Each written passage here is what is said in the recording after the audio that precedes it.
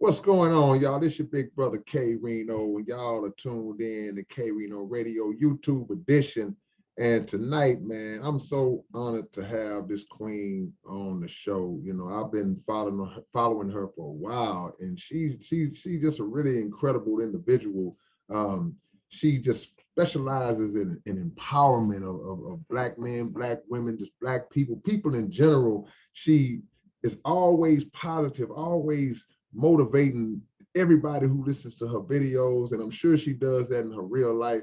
We will make sure to let her acquaint herself with the rest of us. Miss Shalakemia is on the show tonight. How you doing, Queen? I'm so amazing. Thank you for having me.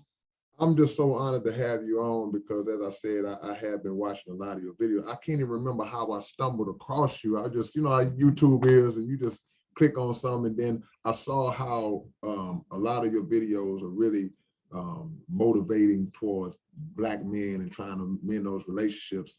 Tell us a little bit about yourself and what you do and how you got going. I've been a motivational speaker for like a few years now. I never thought of myself doing that. But I've been a business coach since 2011. And I've just always had a voice, for I would say change. And I remember me leaving a 8-year relationship and just thinking to myself, like, how can I do better as a woman? You know, and going through a season of singleness, and I'm just like, I want to do better. I want to be better, and I just felt like if I want to love a Black man because I was created to be with a Black man, I need to learn how to love a Black. But I first had to learn how to love me. So then when I mastered, loving me, then I was able to learn how to love, a Black man. And once I mastered that, it was just a part of my purpose. The Almighty's like, okay, now teach other women, teach other people how to love themselves, teach women how to love Black men, bring that empowerment back to Black men because it's lacking. Absolutely. That's a beautiful thing. So the one thing that stood out in what you just said right now is that when the relationship ended, you immediately turned the attention towards yourself and to try to take accountability and say, what could I have done better? Is that something you had to learn, or you just automatically went to that? Because a lot of people, male and female, a lot of times when the breakup happens or when the problems are going on, we Yeah. automatically pointing at the other Yeah. person. So I how did it click like that with you? see. I've done that before though. Mm. Got a little freeze, y'all. We'll get it together. Always, one day, I want to be married. Start You your know. start your answer over again because you froze up on this a little bit. Okay. All right. I said, I used to be that person that, broke up with somebody, they broke with me. I'm like, oh, it's all their fault, and I had to realize that no, I have stuff with me too. And I have to be real with me. If I want to grow as a woman, I have to be able to face the things about me that I need to change. So when I was in that transition, I'm just like, I do want to, like, where do I see my life going? I do want to get married one day. I do want to have more children. But how do I get there? And me getting there isn't pointing the finger at the person I was in a relationship with. The me getting there is making the changes for me and realizing where I need to strengthen myself and where I need to be better, because if I want to be in a healthy relationship, then I need to be healthy. I need to bring healthy things to the table.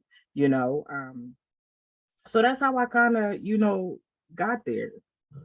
Why do you think it's hard for females and males to hold themselves accountable? Why is it that we kind of get on the defensive and we never seem to put that mirror up in front of our own face when things go wrong? Because people are afraid of being wrong. Hmm. Afraid of being wrong. So, hold on, y'all. But it's really, really big. Okay. Yeah, people are afraid of being wrong. Yeah. You know, a lot of people want to be right all the time. A lot of people are stuck in their ways. They think that it's their way or no way. But Right. that's not how relationship goes. And we come on, we have to understand that. Right. That's how single life goes though. If we want to be real. If you want to operate like that, stay single. But don't get into a relationship with someone and be selfish. Right. Because it's not I realized that a relationship isn't all about me. Yeah. Yeah. It's all about us. We're a team now. You know, I don't just make decisions for me, we make decisions for us. Right. So people have to just get over the fact of the fear of being wrong, you know, of other people viewing them as they did something wrong. We all fall short, Yeah. That's you know? absolutely. Do you think that society plays a role in shaping how Black men and Black women view each other and go at each other? Because there's so many things and distractions and social media and TV shows and all that. Yeah. What role do you think that society plays in really kind of poisoning our perceptions towards each other? Right. Society plays a huge role. And they play a huge role because I think they understand how powerful we are as Black women and Black men. And if we come together, you know, we're even more powerful. Why are we the only race that they do that to? Right. They're not doing that to other races.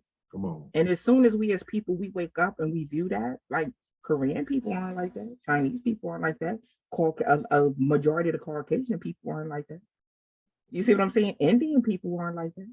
That's So right. it's like, why are we the only people that do that? Why are we in competition with each other when every other race is working together? They're building generational wealth. They're raising up, you know, their children, you know, the right way. We have to be real in our, you know, culture. We're raising up children to go stand in line for jewelry and then wear name brand clothes. We're not raising them up to be business owners like the other ones. You go to Indian stores, their kids are working in the stores. Come You on. go to Korean stores, they're teenagers, they're working with. We're not doing that.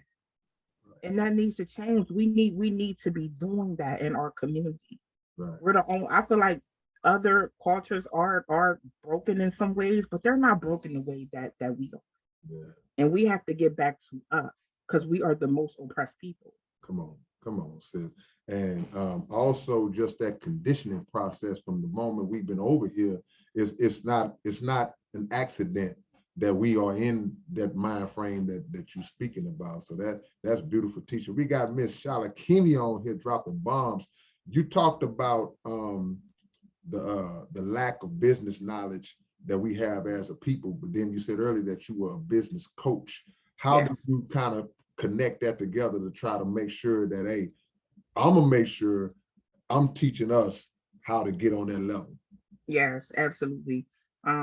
You know, one thing I do is that, you know, I've been a mom since I was 15 years old, you know, so it's been, you know, a journey. And I feel like I can bring, you know, my voice, you know, and my skill set to the table. You know, I work with younger women, even teen moms, you know, even young women living on their own, you know, and I teach them budgeting, you know, I teach them save, you know, I teach them, you know, how to advance in their careers. You know, I even help some of them go back to school. You know, so I feel like I'm doing what I can, you know, with the people that I'm reaching. I even offer free business coaching to them Wow. because I want to see, you know, the younger generation doing it better. You see what I'm saying? I don't want to see, you know, our younger generation sitting up here, you know, going out every weekend, wasting money doing this and the third when they could be building and they could be leveling up. You know, that's one thing about it. Another thing is I just got my GED like maybe 3 years ago, 3.5 years ago, you know, and before that I was helping people get their GED, you know, and then I went and I got mine and then I started helping more people once I came and I'm like, hey, I just got my GED on like 2 weeks. You know, I didn't study. I just went and took the test, you know, and it was more people reaching out like, well, I'm 55. I want to get my GED. And I'm like, you know, let's do it. And on social media, people are able to give me like stars and stuff like that. So I take the money from the stars and help people, you know, pay for their GEDs because a lot of people don't have it because they couldn't afford to pay for it. Yeah. So, you know, I try to bring all my skill set to the table and say, okay, how can I help the people, you know, in my community? And Yeah. I'm big on, you know, community, you know, and people being better and me being able to come to the table and just offer what, you know, the information and resources I have to help people be better. And it's a blessing to hear that because a lot of the things that you're speaking about are things that were never taught to Black people in school, in the school Right. system. So we Right. come out of school 18, 19 years old, and we don't really have even a business sense about ourselves. We don't understand how to budget money. And Right. we rather spend $200 or $300 on some tennis shoes than to use it in a wise way. So all of those things are learned and taught behavior that we have a task of having to reverse. So it's a beautiful thing to see you being one of the people, boots on the ground, making that happen. When did you start making the YouTube videos, the videos where you just uplifting Black men and all that? And the second part of the question would be, did you get any backlash from Black women who may not have agreed with a lot of the things that you're saying? Yeah, I've been doing the videos for maybe 5, 6 years. It just started out like with me just going live. Like they used to call me Miss Go Live. I just go live and talk. And and then, once I started really walking in my purpose, and there was a lot of situations where Black men put in my face. I have 8 brothers and I have 2 sons and I have bonus sons. Wow. So I seen in what a lot of Black men were going through. So that's when I was like, I have to speak up about it. I have to talk about it. It's time. For so many years, Black men have been bashed. And only few people were saying something about it. I'm like, I have to be a voice because I understand and I'm compassionate.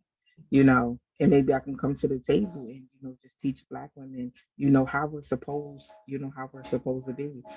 Did I get backlash? Absolutely. I would have a million views and then I would have a million people reporting me. So my page, I had a talk show at one time. I just started it out the blue. I was doing like 9.1 million in a month.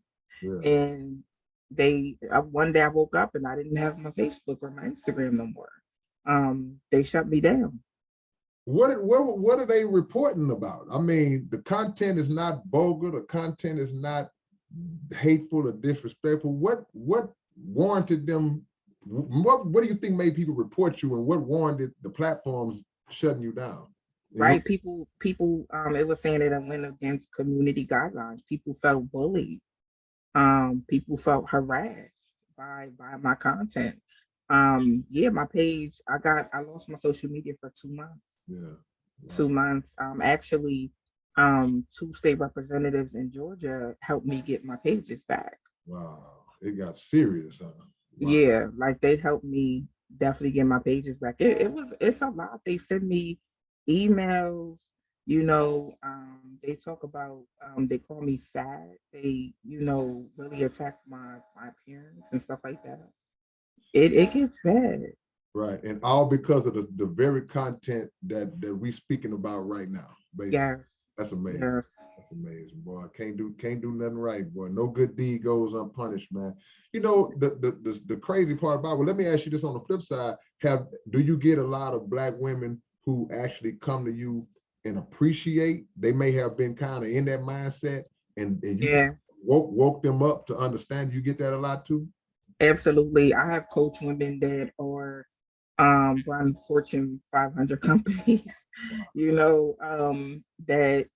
I respect people's privacy because there's a lot of people, a lot of well-known people that come to me, Yeah. for advice and stuff.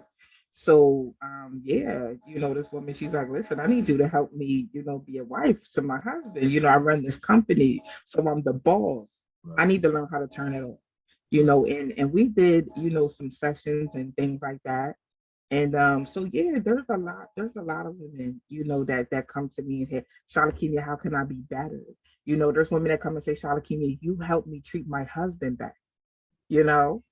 So I love those testimonies. Like that's what it's about. You out here changing the world, changing lives out here, making it different. Because the Black family is so broken. The Black community is so broken, and Right. our ultimate success lies in our unity with each other as Black Yes. women. So that this systemic plan to divide us has been unfortunately so successful that we need more people out here that's getting down for the crown the way Right. you are. And so you on the East Coast, right? Yes, I'm in the East Coast. That's what All makes this it. time I would listen to you. You have anybody ever tell you sound like you got a Louisiana accent? Yes, everybody. Yeah, I just knew you was from New Orleans or somewhere. 'Cause you sound like you got, I'm down in Texas, but you sound. I'm like, she from Louisiana. I already know. When you said, I'm like, wow, that's crazy. That's crazy. No, Yep, no, I'm no from Southern roots. Pennsylvania. Maybe it's I used to live in Georgia for 2 years and I went to school there. I talked real country Yeah. like then. Like I was saying mama and you know so maybe it's a mixture of up, down south and up north Yeah. mixed together, but everybody says I sound like I'm from Yeah, Louisiana. if you went to Louisiana, you'll blend right. They think I'm from there. Shalakemia is in the building. Couple more questions. Now, as far as we know that a lot of this, the feminist thing is starting to sprout back up lately. And for people who may not know the history, the feminist movement and the women's lib, all that crank up back in the 60s and the 70s. That was basically just white women that got involved and tried to hijack the civil rights movement, piggybacking, well, I don't say piggyback, but coattail off of the civil rights movement and draw a lot of black women into that mindset. How have you had to deal with any of the modern day feminists and dealing with that approach as well? I don't believe in feminism. Right. So my run-in, with them is always, trying to school me, and I let them know I already know about feminism. Then they're like, oh, I'm a black feminist. There's no such thing. No, Feminism wasn't created for black women. Black women are not supposed to be feminists. We had nothing to do with that. Why would we adopt something from a people that oppressed us? That doesn't make any sense. The same people that did not want our ancestors to read and write and vote, now they created feminism and we're gonna go and join. No. I mean, come on. When are we gonna wake up? right. I think these women just want to be a part of something, but be a part of something powerful, Right. not something the oppressor created. Right. Let me ask you this. This just popped in my mind. I didn't even have this like in my line of questioning because with brother Kevin Samuels who just passed. What was your? I'm just out of curiosity. What was your opinion on that brother? Because he's getting a lot of criticism after his death, which I feel is disrespectful, whether you agree with the man or not. What was your thoughts on him and just that? I was a fan. I watched his lives on Instagram. I really respected his work. Did I agree with everything that Kevin said? No, I didn't. But that didn't make me as a woman say, oh, I hate him because I didn't agree. No, I'm not that. I'm not the type of person. I don't automatically hate someone because you know what? Today he could say something I don't agree with, and then tomorrow he could say something that I need to hear. You see what I'm saying? But that's me as a woman. I thought it was very, very ignorant and distasteful, how black women were celebrating his death. That's something that we should have never been doing. I spoke out, about that a few times. I was in touch with Mr. Samuel's family. They had reached out to me about a video I had, made, about him, and I was just telling the truth. Kevin Samuels wasn't, telling nobody to come on the show. He wasn't begging nobody to go live with him. People went live with him for their own reasons. They seen him go live with previous people. People wanted to be on his platform and be on that spotlight. We're gonna be for real, you know, and then got off of there and felt harassed. Come on. No. He did, I feel like he did a great work and he told it like it is. And that's what we need in our culture. People want you to sugarcoat and hold their hand. He wasn't going to do that. That wasn't his purpose. I'm the same way. I'm not sugarcoating. I'm going to say it, just like it is. But I was a fan. I respected his work. I really did, and it's going to live on. It's going to live on for a very long time. Yeah, no question about it. You have always been, just from my short time just being familiar, just somebody who just injects just the energy and light into just through your words and the people. And I think that more people should be able to hear what you do and hear your message. Tell us about Black Men Only and what that is and some of the things you got coming up? Okay. Black Men Only is a project I'm doing right now. It's just strictly for Black men. It I can't say too much, but it's a healing environment for Black men. I'm dropping it as an audiobook for Black men to be able to listen to anytime they need it. Right, But it's going to be a powerful audiobook of healing because Black men need that. We right, have so many resources as Black women out here when it comes to mental health, when it comes to single parenting, when it comes to so many different things. And Black men, y'all don't have that like we have it. right, So that's why I created, Black Men Only. right, It's a safe space, a healing space, empowering for Black men. right, right. Yeah, because I mean, there's a lot of brothers that are damaged and been through some trauma, but we got to be hard. We can't really just act. We can't really express, and a lot of people feel kind of trapped, but because of that, because like, man, I want to talk about it, but I'm gonna look weak if I talk about it. So that's a good thing to have, because at the end of the day, what we want Black men and Black women to come together. The Right, gap is so wide these days, man. Just watching social media, scrolling down.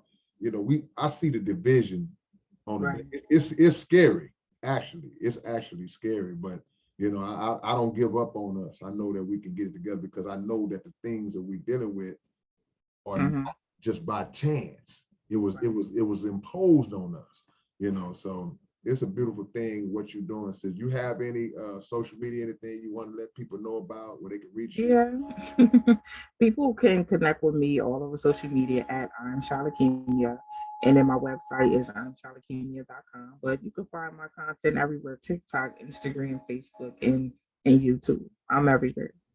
Definitely. Y'all should definitely check her out and support and subscribe to her YouTube, all of her platforms. She's amazing and Thank you. does a great job of lifting us up and not contributing to that separation and that drama, sis. I wish you all the best. And again, I'm Thank humbled. I you. appreciate you coming on my platform. Absolutely. Nothing but love and success to you, Queen. Thank you. You too. And I'll be back soon. Yeah, look, anytime. You tell me you got something you want to get off your chest, hit hey, look, hey, I need to come on. I got you. Okay. Blessings, sis. All right. Peace. Thank you.